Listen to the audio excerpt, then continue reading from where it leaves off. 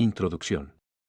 Tenemos el honor de haber sido convocados para dirigir la publicación de este Código Civil y Comercial de la Nación comentado, desarrollado por Ediciones Infojus, tarea que aceptamos con entusiasmo y fuerte compromiso personal, conscientes de la enorme importancia que tiene una obra de este tipo como herramienta para la difusión, el conocimiento y la comprensión del derecho por la población del país, esfuerzo insoslayable en la labor de construcción permanente de una sociedad más justa y democrática.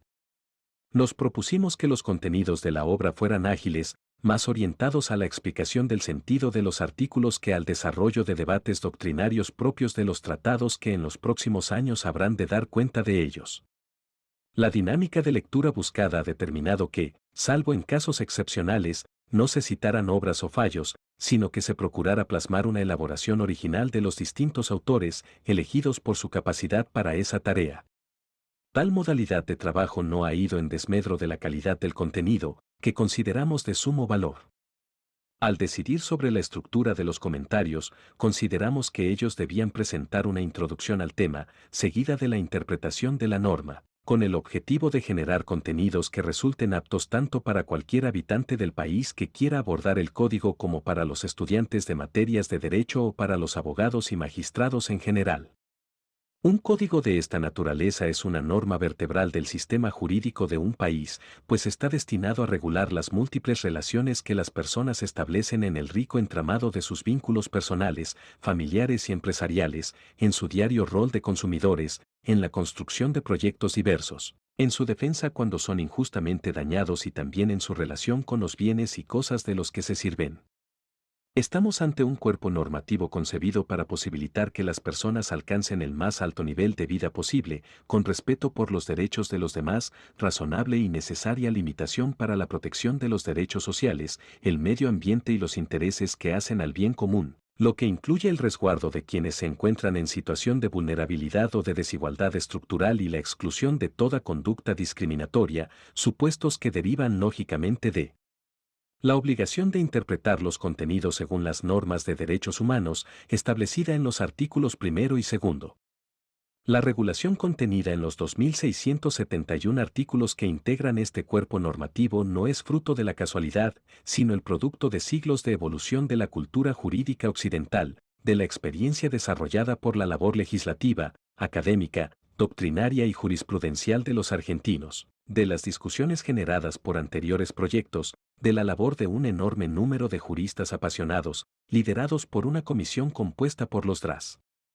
Ricardo L. Lorenzetti, Elena Jaiten de Nolasco y Aida Kemelmajer de Carlucci, convocados por la señora Presidenta de la Nación, doctora Cristina Fernández de Kirchner, de la discusión de los contenidos proyectados en una multiplicidad de foros abiertos para ello por todo el país, y de la consideración final por los representantes electos democráticamente por el pueblo. En otras palabras, es el resultado de un proceso sustantivamente democrático de elaboración de las normas. A poco que se recorran las páginas de esta obra, se advertirá que el comentado es un código que se inserta en la realidad actual de la Argentina, pues ajusta sus criterios y la interpretación de sus contenidos a la Constitución Nacional y a los tratados internacionales de derechos humanos de los que la República es parte, abandonando definitivamente el proceso de retroalimentación endogámica que caracterizó por décadas la evolución del derecho civil argentino, al tiempo que toma en consideración la realidad social, las modalidades vinculares y las complejidades de los ámbitos del consumo y las relaciones económicas, procurando proteger a las personas, a quienes posibilita un mayor despliegue de autonomía, de las situaciones de abuso que puedan darse en el mercado. Este código es un cuerpo normativo pluricultural y se inserta en el gran proyecto de la República Argentina, el plasmado en el preámbulo y en el artículo 20 de la Constitución Nacional, que determinó que seamos un país abierto a todas las personas del mundo que quieran habitar nuestro suelo. Se da inicio así a una etapa de conocimiento y familiarización de los habitantes del país con las nuevas normas que regirán sus vidas y actividades cotidianas, para que puedan emplearlas con la mayor autonomía posible y hagan valer sus derechos en términos que contribuyan al progreso personal, familiar y colectivo, enriqueciendo la vida social. Se trata, en síntesis, de una situación muy distinta a la que se vivía cuando se sancionó el Código Civil, que comenzó a regir el 1 de enero de 1871 en un país en el que, según datos del Censo Nacional de 1869, 3/4 de sus habitantes eran analfabetos. Código escrito y procedimientos judiciales escritos constituían valladares objetivos para un adecuado conocimiento del derecho. Hoy, sin embargo, las circunstancias son otras y este esfuerzo realizado por Infojust da cuenta de ello. El Código Civil y Comercial comentado y explicado no solo será difundido en el tradicional soporte papel, sino que estará disponible para su acceso y consulta desde cualquier lugar del país y del mundo en el sitio web de la editorial. De esta forma, podrá acceder a sus contenidos una población que, merced a años de esfuerzos del sistema educativo argentino y a los recursos tecnológicos disponibles, está en mejores condiciones de comprenderlo, con el auxilio, de ser necesario, de una comunidad jurídica amplia que ya no está limitada a unos pocos letrados, como los que, en el siglo XIX, eran los únicos que podían decodificar los distintos niveles de sentido de la norma. Aquí el lenguaje es más llano, mucho más cercano a lo que constituye el habla cotidiana de los argentinos, y esa es otra cualidad para el mejor conocimiento del derecho por todos. Se trata de una oportunidad de crecimiento democrático, de mejora cualitativa de los fundamentos jurídicos de las relaciones cotidianas. Agradecemos muy especialmente a los autores de los comentarios de los distintos tramos del articulado del Código, sin cuyo esfuerzo relevante esta obra no habría sido posible. Respondieron con entusiasmo a la convocatoria, compartiendo la importancia de la finalidad que se persigue, la de contribuir a la mayor difusión del derecho. Agradecemos asimismo, con la misma intensidad, al conjunto de colaboradores que ha contribuido a la revisión y edición de los contenidos, entre quienes cabe mencionar a los abogados Natalia de la Torre, Fiorella Vigo, Cecilia Candus, María Eugenia Rodríguez Pería, Luis Sáenz, Federico Carestía, Federico Cauce y Cristian Petes. También agradecemos al equipo de la Dirección Nacional del Sistema Argentino de Información Jurídica, liderado por la infatigable María Paula Pantouriero, quienes realizan un trabajo a menudo silencioso pero absolutamente relevante para el cumplimiento del deber del Estado de dar a conocer las normas que integran el sistema jurídico argentino. Finalmente, queremos agradecer muy especialmente a la doctora Aida Kemelmajer de Carlucci, integrante de la Comisión Redactora del Código Civil y Comercial de la Nación, por la delicadeza que ha tenido al elaborar el prólogo de esta edición y por su labor profundamente inspiradora para nosotros.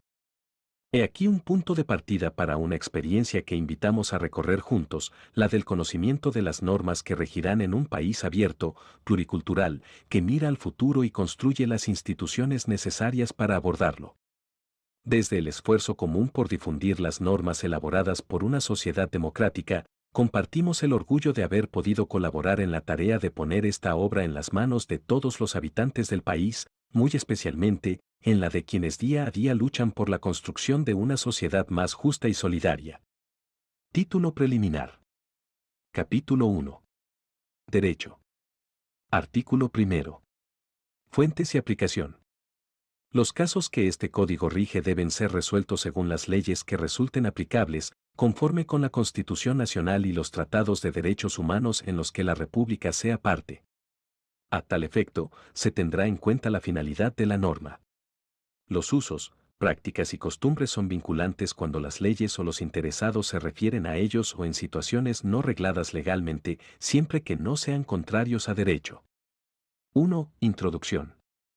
El Código Civil y Comercial, en adelante, CCYC o Código Civil, inaugura su texto con un articulado que constituye la columna vertebral del instrumento legal más importante del derecho privado. Este primer artículo coloca al Código Civil en su justo lugar, ser parte de un sistema jurídico que debe respetar principios y derechos contenidos en instrumentos jurídicos de mayor jerarquía, que son los que cumplen dos funciones fundamentales. 1. Sentar las bases axiológicas sobre las cuales se estructura el Código Civil. 2. Servir de guía para resolver los casos que se presenten mediante la aplicación de diferentes fuentes, a. Leyes aplicables, el propio CCYC, en primer lugar, y las leyes complementarias, que deben, precisamente, estar en total consonancia con la Constitución Nacional y los tratados de derechos humanos en los que el país sea parte, ya sea que tengan jerarquía constitucional derivada, como los instrumentos que enumera el artículo 75, inciso 22, que adquieran tal lugar por una mayoría especial, como lo prevé la misma normativa como aconteció en el 2014 con la Convención sobre los Derechos de las personas con discapacidad, en adelante, CDPD, según lo establece la Ley 27.044, o que no tengan tal jerarquía, pero sean ratificados por el Estado argentino, y b, en un segundo nivel, los usos, prácticas y costumbres en las siguientes condiciones: 1. Cuando las leyes o los interesados se refieren a ellos; 2. En situaciones no regladas legalmente; y 3. Siempre que no sean contrarios a derecho.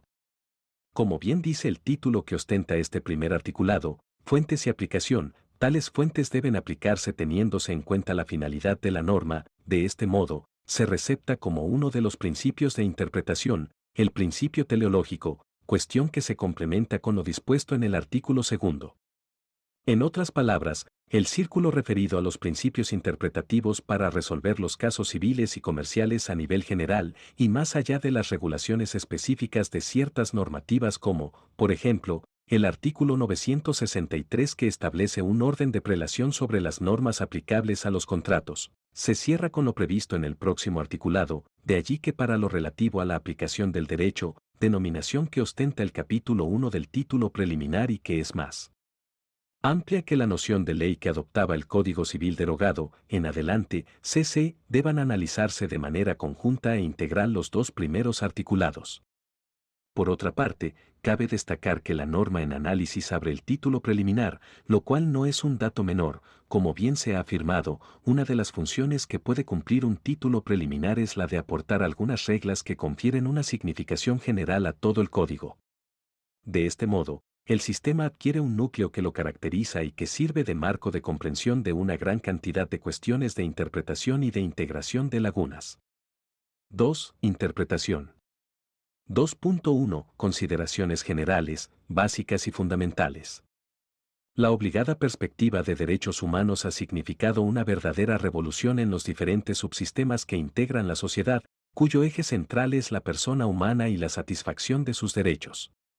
Uno de los sistemas sobre el que ha impactado de manera directa es el legal.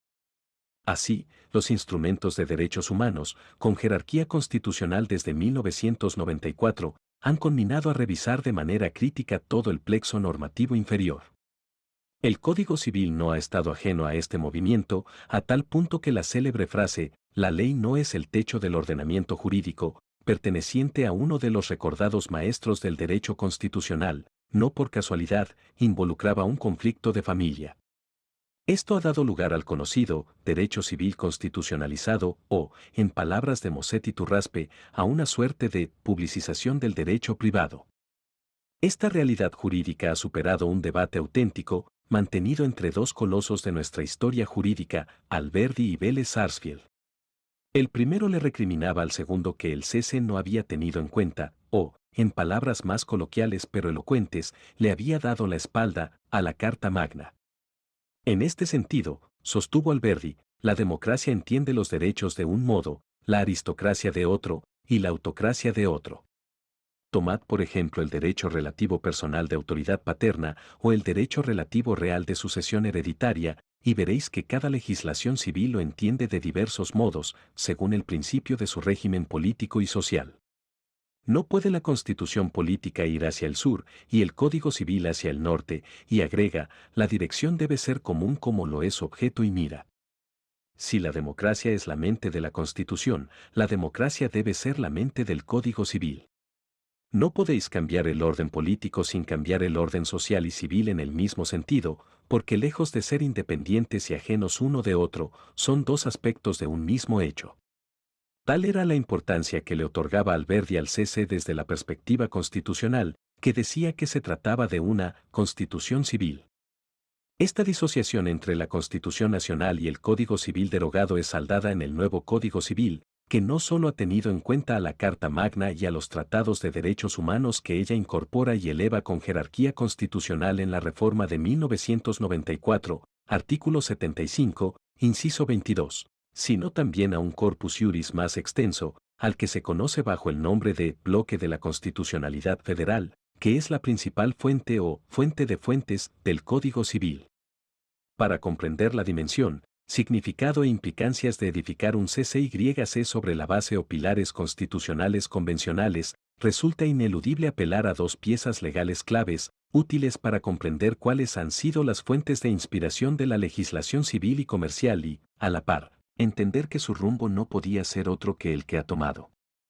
Ellas son, 1. El Decreto 191/2011, que crea la comisión redactora del anteproyecto, antecedente directo del nuevo texto, y 2. Los fundamentos del anteproyecto de Código Civil y Comercial de la Nación, donde se explicitan cuáles son los valores axiológicos que lo sostienen y que, a la par, constituyen instrumentos básicos para su interpretación desde una obligada perspectiva integral y armónica. Artículo 2 del Código Civil. 2.1.1 El Decreto 191/2011. Si bien en los considerandos de esta normativa se explicitan las razones por las cuales era necesario modificar, modernizar y ayornar la legislación civil y comercial, va más allá de eso, al sentar las bases sobre las cuales se debe llevar adelante este proceso intelectual. La evidente incompatibilidad entre derecho, cc, y sociedad es una de las tantas preocupaciones sinceras puestas de resalto en el Decreto 191/2011, constituyéndose en puntapié inicial para reformar de manera integral el Código Civil y, de paso, unificarlo con el Código de Comercio, en la misma línea que lo proponían intentos reformistas anteriores como el de 1998. Aquí se esgrimen varias razones de por qué reformar la legislación civil, entre las que se destacan: a. Que el codificador previó la necesidad de incorporar las reformas que los tiempos futuros demandaran. Que durante muchos años, este proceso se realizó a través de numerosas leyes especiales que fueron actualizando diversos aspectos de los CCYC de la nación. Que esta obra llevada a cabo a través de la mencionada legislación especial, produjo una modificación del ordenamiento lógico y de la estructura de principios y reglas existentes en los códigos referidos. ¿Acaso sería posible sostener que la Ley 26.618 de matrimonio igualitario, por dar uno de los tantísimos ejemplos, responde a la misma lógica interna que campeaba el Código Civil originario? Incluso no hace falta ir a un ejemplo que para algunos podría resultar un tanto extremo o, más bien, sensible, ya que involucra el principio de igualdad en razón de la orientación sexual. Tampoco la Ley 26.061 de Protección Integral de Derechos de Niños, Niñas y Adolescentes responde a la lógica del CC, ya que promueve el principio de autonomía progresiva, es decir, la aceptación de que, como acontece en la realidad, a medida que van adquiriendo mayor grado de madurez, los niños pueden ejercer por sí mismos determinados hechos o actos jurídicos, en especial aquellos relacionados con sus derechos personalísimos, como los relativos al cuidado del propio cuerpo, en el marco de un Código Civil que de manera rígida recepta un régimen de capacidad-incapacidad civil en el que las personas menores de edad son consideradas incapaces y, en el mejor de los casos, menores adultos de 14 años en adelante, con severas limitaciones a la capacidad de ejercicio. Esta tensión cada vez más profunda entre el Código Civil y las legislaciones especiales, que supuestamente lo complementaban, pero que en verdad modificaban el texto civil porque se fundaban en concepciones más contemporáneas y realistas, asentadas en la doctrina de derechos humanos, fue un argumento de peso para comprender por qué la necesidad de cambiar. B. Que el sistema de derecho privado, en su totalidad, fue afectado en las últimas décadas por relevantes transformaciones culturales y modificaciones legislativas y que, en este sentido, cabe destacar la reforma constitucional del año 1994, con la consecuente incorporación a nuestra legislación de diversos tratados de derechos humanos, así como la interpretación que la jurisprudencia ha efectuado con relación a tan significativos cambios normativos. Esta expresa mención al llamado bloque de la constitucionalidad federal, con el peso o relevancia que ostenta sobre todo el ordenamiento jurídico infra, no solo aparece expresamente en los fundamentos del anteproyecto, como se sintetizará en breve, sino que es señalado como un argumento central para la elaboración de un nuevo texto civil y comercial, que debe necesariamente estructurarse sobre los grandes avances que ha tenido el derecho privado a la luz de los tratados internacionales de derechos humanos y del desarrollo jurisprudencial que se ha derivado de esta mirada, tanto en el orden nacional como internacional. En este sentido, no se puede dejar de lado todo el avance y la consolidación doctrinaria y jurisprudencial respecto del lugar que éste ocupa en los ordenamientos jurídicos nacionales, la interpretación que se haga de ellos, y los aportes provenientes tanto del ámbito internacional como regional de los derechos humanos. En otras palabras, esta doble fuente suprema constitucional convencional, Constituye un bloque normativo e interpretativo de máxima jerarquía que sienta las bases y, a la vez, condiciona toda regulación o solución jurídica que se le otorgue a los conflictos sociojurídicos. 2.1.2 Fundamentos del anteproyecto. El anteproyecto de reforma del Código Civil es, como antecedente directo del nuevo texto civil y comercial, una pieza interpretativa de suma relevancia para desentrañar cuáles son los cimientos sobre los que el Código Civil se edifica, lo que queda claramente explicitado en sus fundamentos. Como se verá, estos son hábiles y centrales para la interpretación del primer articulado del nuevo texto normativo, que se refiere, justamente, a las fuentes o principios del derecho privado. Sucede que si las leyes aplicables lo deben ser conforme, es decir, a tono, en consonancia o en respeto a la Constitución Nacional, en adelante, CN, y los tratados de derechos humanos en que el Estado sea parte, ello significa un diálogo inescindible, fluido y permanente entre el derecho constitucional convencional y el derecho privado. En otros términos, los cambios, desarrollo y avances que acontezcan en el primero repercuten de manera directa en el segundo.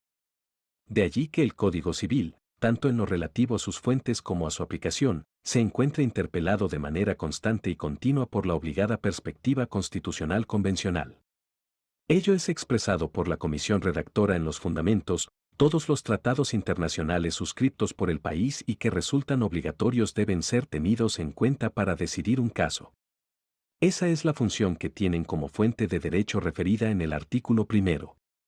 Pero además, cuando se interpreta una norma, tienen especial relevancia los tratados de derechos humanos porque tienen un contenido valorativo que se considera relevante para el sistema. Esta es la función que tienen en materia hermenéutica a la que se refiere el artículo segundo.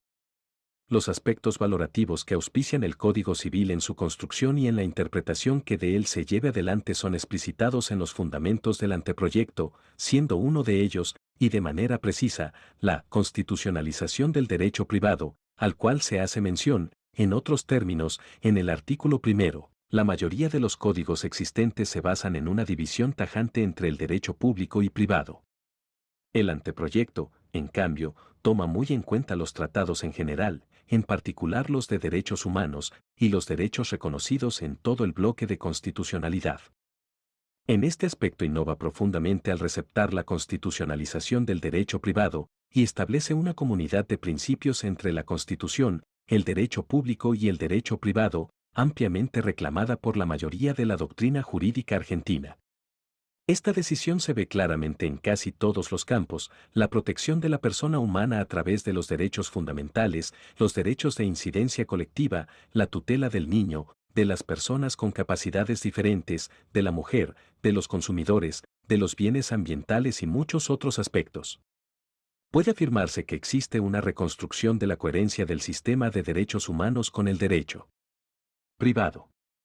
Se trata, nada más ni nada menos, que de un modo diferente de razonar, fundado más en la ponderación que en la subsunción como método tradicional de pensar el derecho. Como se expondrá de manera harto sintética en el próximo apartado, referido al lugar que se le otorga a la jurisprudencia regional, en particular a la emanada de la Corte Interamericana de Derechos Humanos, Corte IDH, otro de los aspectos valorativos es que el Código Civil es un código con identidad latinoamericana. En tal sentido, se advierte que existe una concepción orientada a integrar el bloque cultural latinoamericano. Este es un cambio relevante, toda vez que la historia revela la extraordinaria influencia de la tradición romana e hispánica y luego francesa a partir de la codificación. El Código Civil francés, sancionado por ley del 21 de marzo de 1804, influyó con sus criterios en los códigos de Europa, Italia, 1865, Portugal, 1867 y España, 1889, y América, Quebec, 1866, Luisiana, 1870, Perú, 1852, Chile, 1857, Argentina, 1871 y Brasil, 1917. Esta tradición ha sido muy importante durante toda la historia del derecho argentino y la hemos respetado en sus aspectos esenciales. Sin embargo, también hemos incorporado nociones propias de la cultura latinoamericana así como una serie de criterios que se consideran comunes a la región. Otro de los pilares sobre el cual se elaboró el Código Civil y que la obligada perspectiva constitucional convencional seguramente irá actualizando con el paso del tiempo es ser un Código de la Igualdad. En este sentido, se asevera, los textos vigentes regulan los derechos de los ciudadanos sobre la base de una igualdad abstracta, asumiendo la neutralidad respecto de las asignaciones previas del mercado. El anteproyecto busca la igualdad real y desarrolla una serie de normas orientadas a plasmar una verdadera ética de los vulnerables. A la par, se define al Código Civil como un código basado en un paradigma no discriminatorio, siendo que, en la tradición histórica, el sujeto del derecho privado ha sido el hombre. Se ha cambiado este paradigma para concebirlo en términos igualitarios, sin discriminaciones basadas en el sexo, la religión, el origen o su riqueza. En los textos proyectados aparecen la mujer, el niño, las personas con capacidades diferentes, el consumidor, las comunidades originarias y muchos otros que no habían tenido una recepción sistemática hasta el momento. También se reconoce una doble vertiente de los derechos, totalmente compatibles entre sí, encontrándose ambos presentes en el Código Civil, ya que es un código de los derechos individuales y colectivos. En tal sentido, se reconoce que, en su mayoría, los códigos del derecho privado comparado regulan solo los derechos individuales. El anteproyecto da una importancia relevante a los derechos de incidencia colectiva, en consonancia con la Constitución Nacional. Esto tiene un impacto significativo en el modo de relacionamiento con los recursos naturales y es coherente con el actual derecho brasileño. El último valor axiológico que cabe destacar en su carácter de principal inspirador de la gran mayoría de las modificaciones radicales que introduce el Código Civil en el campo de las relaciones de familia es que se trata de un código para una sociedad multicultural. Justamente, se reconoce que, en materia de familia se han adoptado decisiones importantes a fin de dar un marco regulatorio a una serie de conductas sociales que no se pueden ignorar. En ese sentido, se incorporan normas relativas a la filiación que tienen en cuenta la fecundación in vitro. En el régimen legal de las personas menores de edad también se receptan muchas novedades como consecuencia de los tratados internacionales. En materia de matrimonio, se regulan los efectos del sistema igualitario ya receptado por el legislador y la posibilidad de optar por un régimen patrimonial. También se regulan las uniones convivenciales, fenómeno social cada vez más frecuente en la Argentina. Ello no significa promover determinadas conductas o una decisión valorativa respecto de algunas de ellas. De lo que se trata es de regular una serie de opciones de vidas propias de una sociedad pluralista en la que conviven diferentes visiones que el legislador no puede desatender. La idea de multiculturalidad se vincula con dos nociones básicas que están íncitas y muy presentes en gran parte del Código Civil: pluralismo y realidad. De allí, y siempre desde la necesaria visión sistémica, es entendible la preocupación que se manifiesta en el artículo en análisis acerca de la resolución de los casos, es decir, de los conflictos que se plantean en la sociedad. 2.2. Dinamismo constitucional convencional.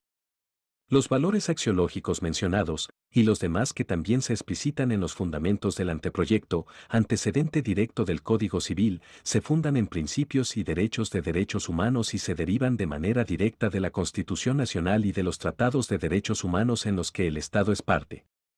De este modo, se refuerza el diálogo expreso entre la Constitución Nacional y el Código Civil, postura totalmente contraria a la adoptada por el CC.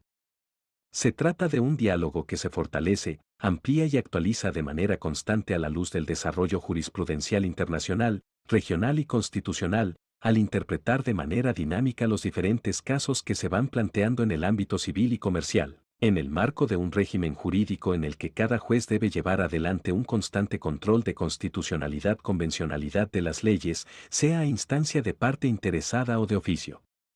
Al respecto, cabe traer a colación, entre tantos, al fallo de la Corte Suprema de Justicia de la Nación, en adelante, CSJN, del caso Rodríguez Pereira, Jorge Luis y otra C/Ejército Argentino S/Daños y Perjuicios, en el que se sostuvo que en diversas ocasiones posteriores la Corte Interamericana de Derechos Humanos ha profundizado el concepto fijado en el citado precedente, Almonacid.